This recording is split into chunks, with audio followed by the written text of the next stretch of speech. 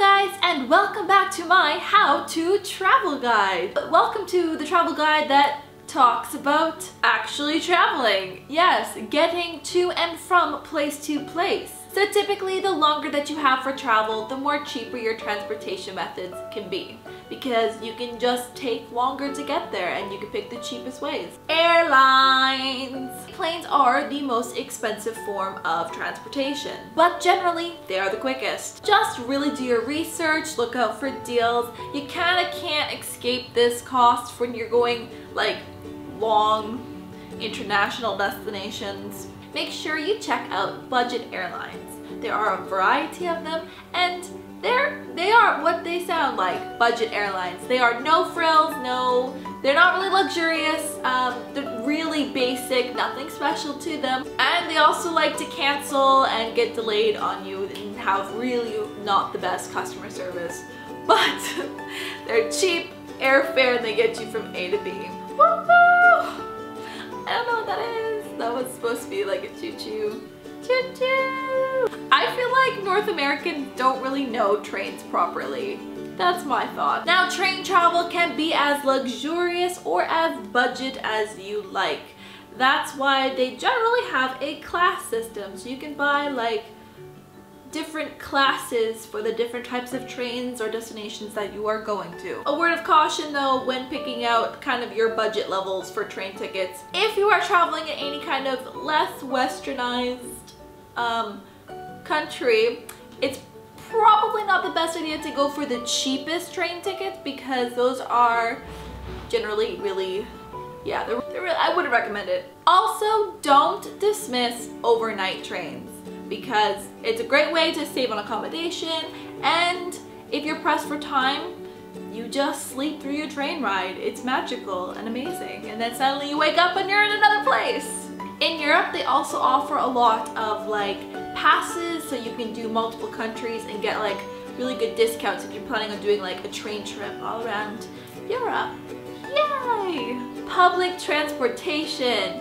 Yay! Most major cities will have a metro line, or aka subway, aka rapid transit, some sort of like speedy underground or overground light railway sort of system. These are the easiest and generally cheapest way to get to places in those cities. And the beauty of this is that once you kind of know how to navigate one of these metro systems, they're the same everywhere around the world, just slight differences in like the language. They're also fantastic when you're in a foreign country that doesn't speak the language that you speak.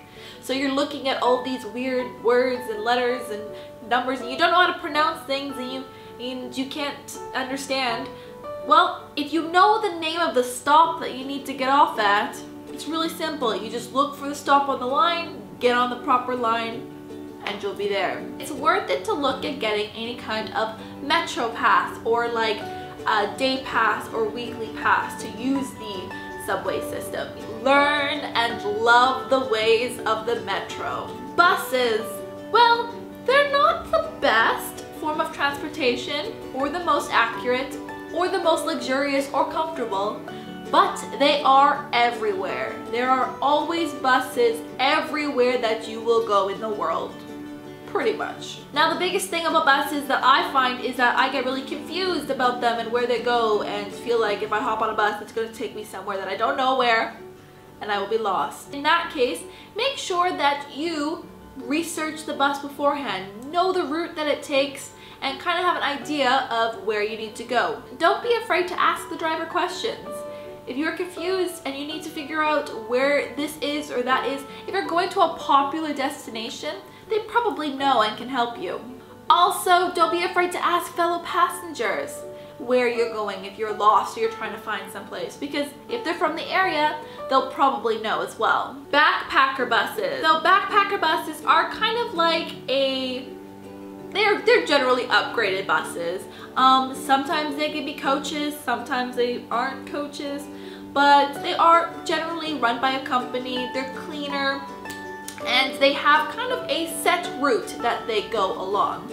And so most of them, not all of them, again they vary, will allow you to hop on at certain destinations, travel along the bus, and then you can hop off at another destination.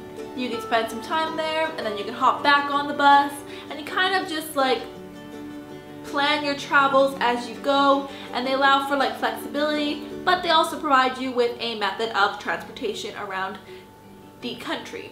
Generally, backpacker buses are more so for longer journeys, so when you're going farther destinations around a country, not typically for like smaller city transportation methods. Coaches in package tours. So coaches again are an upgraded bus. They are more luxurious, they generally have like more comfier seats, and they're run by a company. Now there are public coaches that you can take to get to places. Typically these are like to and from airports or to and from other kind of transportation hubs. But there are also the private coaches, which come when you do package tours. Yes, this is the beauty of doing a package tour, is that you don't have to worry about your transportation because they provide it for you. They provide you a coach and you'll transport on that coach. And you don't have to worry about getting from A to B. It's all taken care of for you. It's wonderful. Taxis and cabs.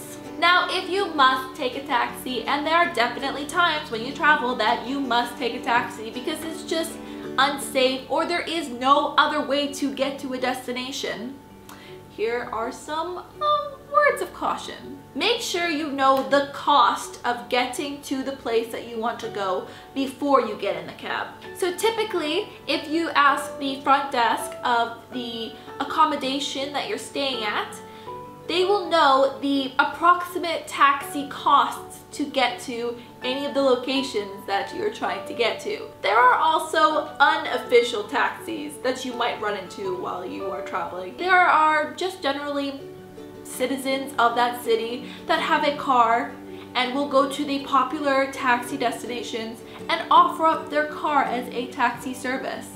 I have been in these before, and it's an awkward experience, but you know, they're generally just trying to make money off you. I would say avoid them if you can, but if you do find yourself in them, make sure you have a negotiated price because generally they don't have a meter to run for you. So just beware of those.